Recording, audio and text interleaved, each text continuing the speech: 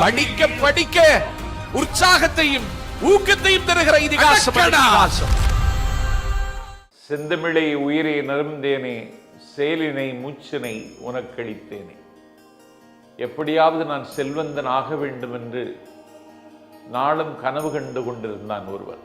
அவனுக்கு ஒரு நாள் எதிர்பாராத முத்தம் போல் லாட்டரி சீட்டில் 1 கோடி ரூபாய் கிடைத்தது. 1 கோடி. அந்த கோடியை வாங்கி கொண்டு அவன் நிம்மதியாக இருந்திருக்கலாம், நிழலில் படுத்திருக்கலாம்.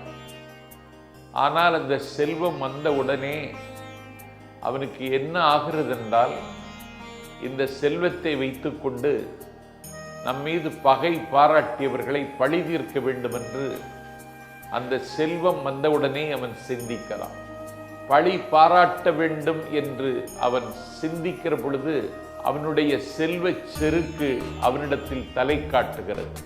ஆகவே எப்படியாவது செல்வம் கிடைக்காதா என்று ஏங்கியவன், செல்வம் கிடைத்த உடனே அதை பகை பாராட்டுவதற்கு அந்த செல்வத்தை செலவழிப்பானால் அவன் மனிதனாக இருப்பதற்கே தகுதி இல்லாதவன்.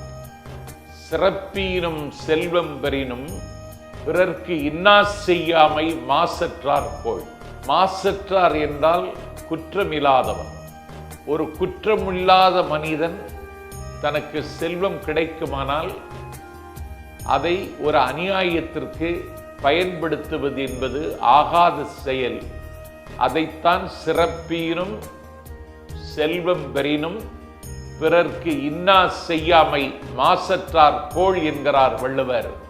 நாளை சந்திப்போம், திருக்குறளை சிந்திப்போம்.